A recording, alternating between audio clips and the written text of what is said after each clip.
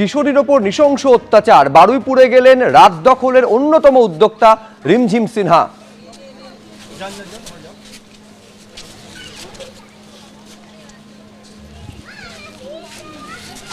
কেন search party form করতে হয়েছে সাধারণ মানুষকে, যখন কিনা এতটা সিরিয়াস ঘটনায় পুলিশ সেখানে রাস্তায় নেমে এই সার্চ অপারেশন তৈরি করেনি?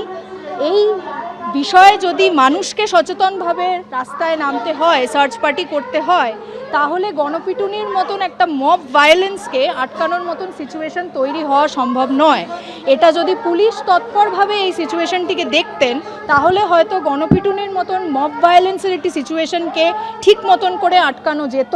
পুলিশের এই গাফিলতি অত্যন্ত দুঃখজনক। বারুইপুর থানা নিজের গাফিলতিগুলো কোথায় শোধরানোর চেষ্টা করেছে এবং কিভাবে এই কেসটিকে ফেয়ার এবং জাস্ট ইনভেস্টিগেশন দিয়ে আগে নিয়ে যাওয়া হচ্ছে। আশা করছি তারা একটি কড়া চার্জশিট বানাবেন, যাতে এই কেসের যেভাবেই শাস্তি হোক না কেন সেটি একটি এক্সাম্পল হয়ে থাকুক এবং বারুইপুর এলাকায় যে মহিলারা থাকেন তাদের বারবার এইটা নিয়ে ভীত না থাকতে হয় যে দিনের বেলা 4:30-র সময় বেরোলে যে ধরনের পোস্টমর্টেমের রিপোর্ট বাইরে এসছে আজকে কিছু ঘন্টা আগে এই কেসের, সেই ধরনের কোনো বিষয় আমাদের সাথে ঘটবে না।